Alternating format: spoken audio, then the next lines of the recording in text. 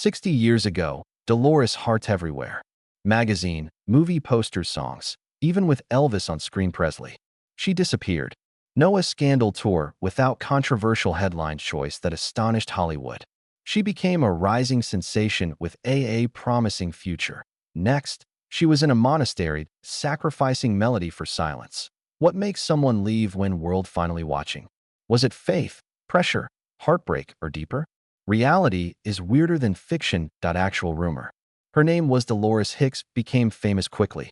Join we follow her life from the starting, reveal her career highlights, learn why she left Hollywood. Heart starts in Chicago for Dolores. She was born October 20th, Dolores Hicks, 1938. The actor's only child, Harriet and Bert Hicks. They were young when she arrived. Her mother was 16 and father 17. The marriage ended as her father pursued movie music offers and moved family approaching Hollywood. Dolores regularly returned to Chicago with her grandparents, and music were important. Why she become someone. They sent her to St. Gregory for basic reasons. That was closer. They didn't want her crossing tracks or walking into a street automobile, the public school route. But that practical choice went deeper. Dolores converted to music at 10. Roman Catholicism. Even later, she joked that communion kids received that and chocolate milk donuts. The music warmed everything up. And welcoming. In parallel, movies were always nearby. The grandfather worked in movie theater projection and his enthusiasm influenced her. She watched movies for hours. Sometimes watching without music, she wouldn't wake him during after his naps. Wake him for the film ended. Also visited her father on setups and enjoyed the world behind camera, including Forever Amber. She played a child in it. 1947. At 11, she lived in Beverly Hills with mother and attending an all-girl Catholic high school. Stage and faith were tugging her. Soon, she'd have to choose a voice to follow first. The call that altered everything. After high school, music, she attended Mount College, Los Angeles, and took little steps performing parts. Nobody moved like her. Someone seeking attention. She moved like someone music called perform. Saying she prayed for an acting career and thought it was right for her. I knew God was with me. He added. Then the moment came. Although she was still at 19 Mount, she was called. Amon invited her to Hollywood for film interview. Yes, she said. She then prayed for the part. About this period, she also took the stage name Dolores Heart name in 1956, and her calmness presence made industry men pay attention. Producer Hal Wallace aided to define her career. The public adopted that new name. Would recall. Her breakthrough came in playing Loving You in 1957, The Good Romance of Elvis Presley. Funny thing, she claimed she had not kept up with music and scarcely knew him was. She told him when they met, on screen, I hope we can be friends. Their connection worked, and one moment became pop culture history. She first actress to kiss Elvis on screen. They kept asking what it was like, and she explained it uniquely. I consider the screen kiss back limit about 15 seconds. That lasted 40 years. Elvis even solicited her while filming. She said because they collaborated and she suggested going out after filming ended. Never asked again. But the greater twist was between takes. They became quiet buddies. They read the Bible together. Only that fame-faith mix becoming louder. 6-year whirlwind larger spotlight. After Loving You, everything moved rapidly. The 1957 Dolores Heart joined Wild is the Wind. Anthony Quinn and Anna Magnani proved she stood amongst serious actors. A year later, she was vulnerable in Young Woman and Lonely Hearts drawn into a bad relationship. She reunited with Elvis that year. Music, Presley and King Creole, her calm kindness stood out. Critics stopped seeing her as just Elvis's gal. Press began comparing her to Grace Kelly for beauty and for serenity. The same she entered Broadway enjoying his company, won a Theatrical World Award and Tony nomination. Where Boys Are in 1960 cultural moment, and her merit made her look familiar to the youth. She helped famous musicians Drew Constant Schumer and became the June Allison, 1960s music. From the outside, nothing slowed her rise. Under the spotlight, she is stable inner life. Whether she got up at 6 every day, work or not am. Go to mass. Faith wasn't a screenshot of her. It was usual. She kept picking roles that demonstrated range. Appearing in TV Playhouse 90, plays numerous ladies. Short-term backgrounds. Later, she starred in the Inspector Golden Globe nominated. She succeeded on the surface, music, money, attention. She was at scheduled dates, including one with Los Angeles businessman Don Robinson. Although suspicions spread, her real question grew quiet. It was longer about her growth potential, but whether she lived in Hollywood kept belonging. Final screen moment that shut the door quietly. By 1963, Dolores Hart lived that what most actors envision about. However, that year was her Hollywood tale turned sharply. In she featured on Virginia in April 1963 as Kathy Maywood in The Mountain of Sunday. A role she played Catholic missionary, and music role its reflection of her life was changing. In the tale, she risks her life despite warnings her not. Trying to respect her promises to God, while keeping Avery human urge to live dead husband's labor and aid a community ill and destitute Indian tribes. That incident from April 17, 1963, her last acting production role. 1 month before, she had finished her last film performance in Come Fly With Me. She appeared with Hugh O'Brien. By then, she had decided to leave the film industry. She was 24, and the outside world perceived her as youthful, the star with her future within. She was already moving toward something else. And the shocking part, folks, most, is that she didn't slip away slowly. She decided and moved on. Fly With Me and the friendship that revealed her character. The filming of Come Fly With Me, she became close. Friendship with Carl Malden, and details of that friendship mattered. Who she was when cameras off. Later, Malden wrote in his autobiography, When Do I Start? That his Dolores went close to music. Family, not celebritystyle. Practical. With Malden and his wife Mona. Malden wanted to go out. Dolores spent time watching their kids. She loved it. Children, and Malden stated she quickly family-like, but a vastly different picture than a typical Hollywood partygoers imagine. It matches what many people said she was: kindness, consideration, not volatile. Similar to this moment, her personal life looked like was heading for normalcy. She received the image shortly after engaged. She asked Malden's daughters Mila and Carla to her bridesmaids. The girls went through 2 fittings for their dresses. Everything seemed set. The kind life that makes sense on paper in front of her. A growing career, imminent wedding, and close she has kind friends like family. Then something happened. Her peers were surprised. And it did not a typical Hollywood change off plans. It appeared complete. Turn. The ideal engagement was till. The man she was engaged to, devout Don Robinson, LA architect and Catholic. They dated for 5 years, and by all accounts were serious. Dolores herself confessed her love, said it clearly. I loved Don. Obviously, despite love, she started doubting herself, could not ignore. In another song, she recalled how quickly things moved after he asked her to marry him. She recalled he swiftly chose their location. To live. She said, Don, we're going too rapidly. Don, we're going too rapidly. She mentioned Don sensed music, not everything was established in her. She later revealed they stopped the automobile while driving. Music immediately asked her, something's wrong. Do you love me? Said she did. But he asked, he sensed something deeper again, that she felt disconnected from music, him as a future wife should be. The lunch date followed where she revealed her past retaining. She said, Don, I just unfortunately, I cannot accept. She remembered him standing up, people shouting no, at the table, observing in the restaurant. Then she told him the hardest part. Don, I'm telling you truth. Really love you, but not as desired. Her line matters because it displays her option wasn't about hating or becoming him bored with him. The topic was different, developing inner calling. She could not fake her music that was absent. Even Don later said something: music explains connection better than gossip. Every love needn't end at the altar. Once she canceled wedding, her next move was shocking, that people still talk like a movie plot. An affair off hard, and the day she gave it everything away. Following those bridesmaids fittings, Dolores entered Malden's home and said she was canceling the wedding.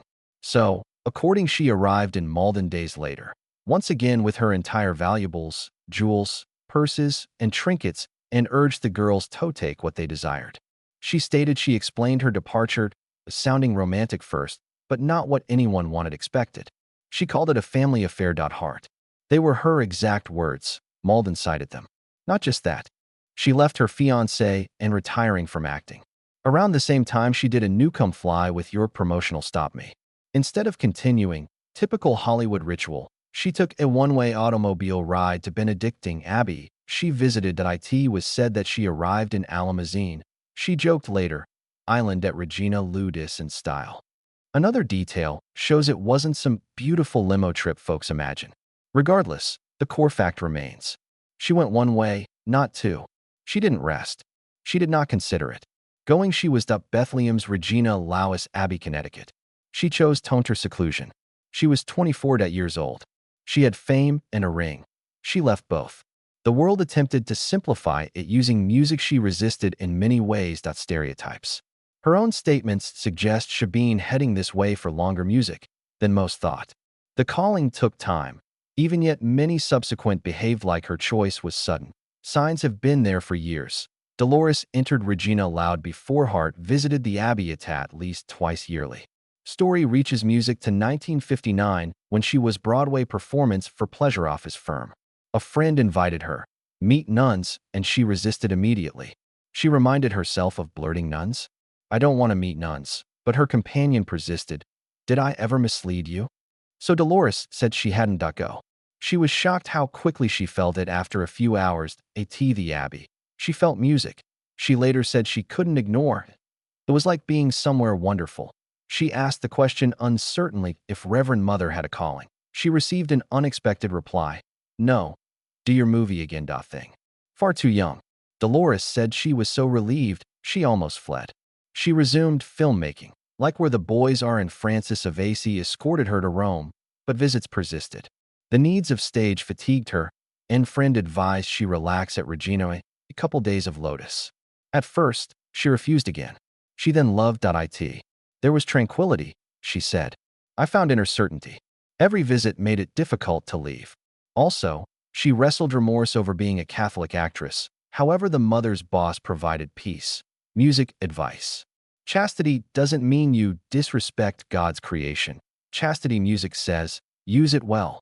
That comfort helped her think clearly. When the time came, she didn't say she ran from something. She said she was rushing toward Rome, the Pope, and his lasting words her. In creating Francis of Assisi, she met Pope John XXIII in Rome. It declared him vital in her music vocation. Their meeting story is basic, but resonated with her. She introduced herself as an actor would. Actress Dolores Hart. "Clara plays music." But the Pope corrected her. His words, "No, you are Clara." She believed he misunderstood. She repeated, saying she was an actor as Clara. The Pope looked her in the eye and said she said, "No, you are Clara." Remembered the Italian music to express Chiara. Her mind remembered the statement and repeatedly rung in her ears. It was like naming anything in her that she had not completely stated. Later, she pointed to another part of her job that caused these thoughts. The movie Lisa, she said Jewish World War II refugee has this spiritual awakening was made her consider Thenenhood possibility, and she acknowledged she had never spoken deeply about that relationship until later. She asked herself bluntly questions. Why am I in Hollywood? Where will this lead? And the answer wasn't musical she picked for fun.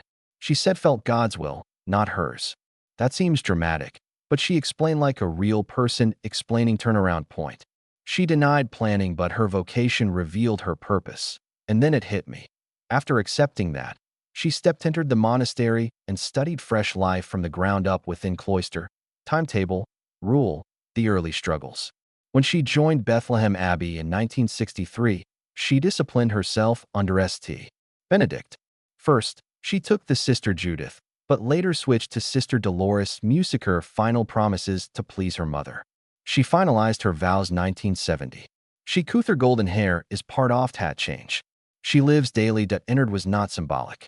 It was organized, rigorous, physical. One description says island oaf enclosure with multi-hour prayers daily, including 2 a.m. and agricultural and woodland chores that music spans hundreds acres. Yet another detailed routine describes matins at 2:00 morning. Prayer sessions continued all day with 8 o'clock Mass after breakfast. The day ends 7:45 Compline p.m. Hart also chants Latin 8 few times daily. Once, she said transition was difficult and how she'd adjust to daily singing in the Abbey's yard and sharing 10-person bathroom.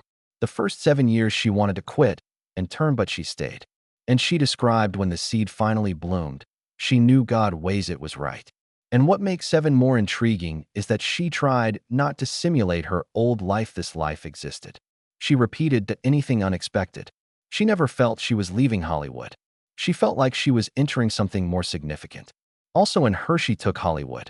That notion gets obvious after hearing what people around her noticed, long before her Abbey entry. Thinner glow lady.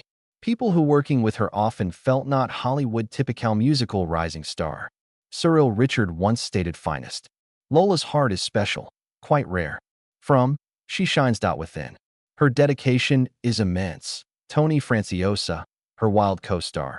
The Wind remembers her as peaceful. Really sweet girl. He stated that while people were astonished by her choice, that made sense afterward.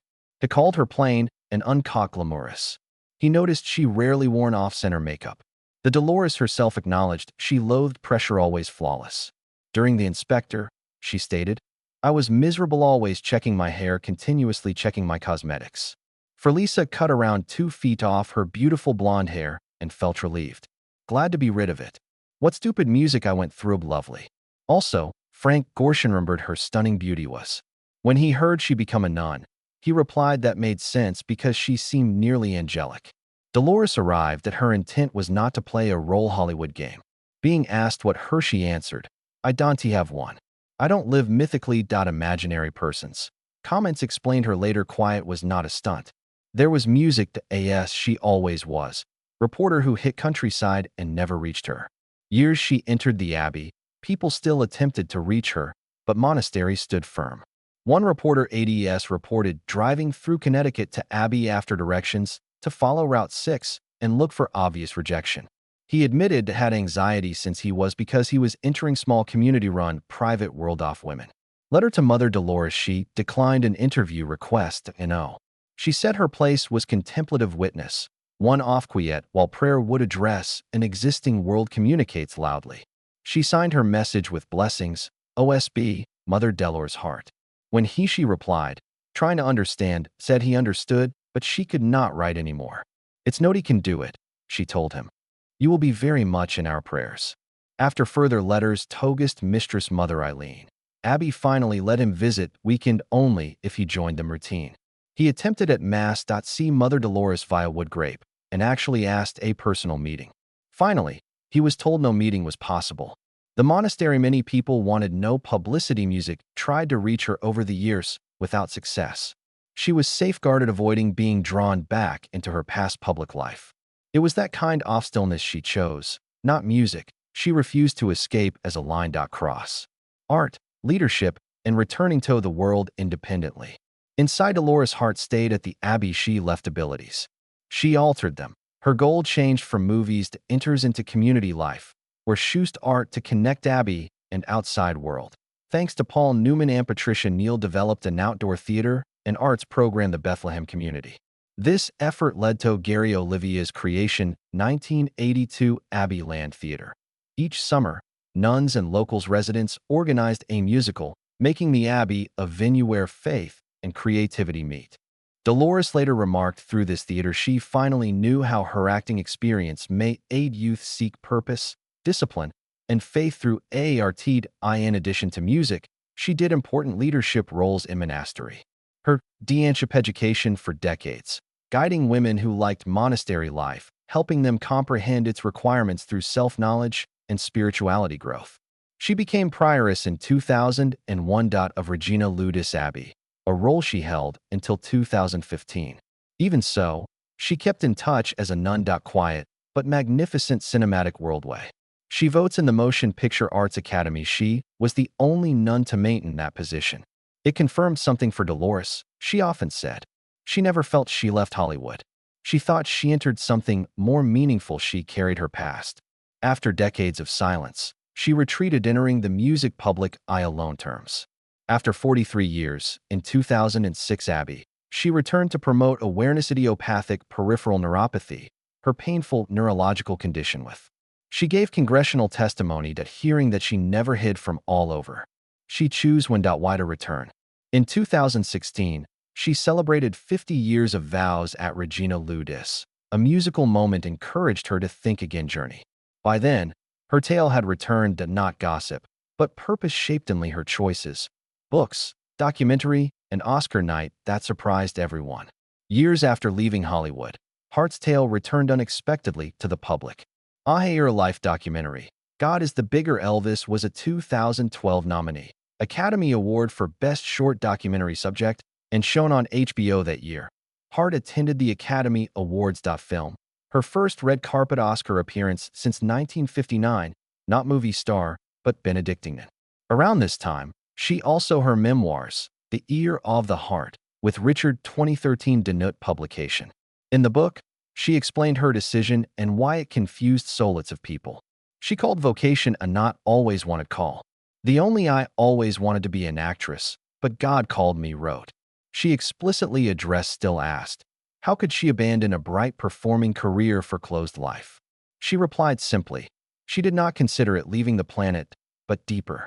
The book also demonstrates physical demanding. She described monastery life, making furniture, door locks, helping build a sheep barn. She remembered climbing a tall ladder to nail sighting, afraid but determined, later wearing tool belt proudly. These details made one thing evident. Her decision was not escape. Music required discipline and effort. Love, friendship, and what union in love was her narrative that returned, as did love questions. Hart rejected the notion repeatedly. She became a nun because heartbroken. Her only interview after Enter Regina Ludis, published 1971, she explained why, spiritual, not emotional. She remarked a thought she had a calling unity in love that many individuals find unreasonable. She explained a manner anyone could understand whoever loved sincerely. Why did you marry this person? Man? Only because he loved music and I adored him. Why am I? None. He loved me and I loved him. She quoted Bernardet's song To Believers. Know those who need clarification on believers. No explanation. Her manner of saying is possible, claiming her decision was unarguable. Music had to be experienced. Human interactions important to her. Deeply. Her ex-fiancé, Don Robinson, lived with her until he never married and died in 2011, visiting her every Christmas and Easter. Though he acknowledged loss, he backed her decision and later stated, not all loves indeed at the altar. She shared a relationship with actor Stephen Boyd. Music she described in her book as her soul co-star romance. Even though it was brief, they stayed. She touched after entering the Abbey. She saw Elvis remembering a peaceful filming moment. He gave her a Bible and asked. They talked about faith without cameras, remembering these all relationships pointed to truth. Dolores Hart survived. She was forgotten by Hollywood. Left because she chose life she thought was real, even when few understood it. Choice. Prompts reflection. Think you could leave? Fame, wealth, and success if taught something else was yours. Was Dolores Hart's choice intentional? Music, bravery, or sacrifice most people could never make? Comments below. Remember to like, subscribe, watch for more fantastic Hollywood stories, amazing history. See you next.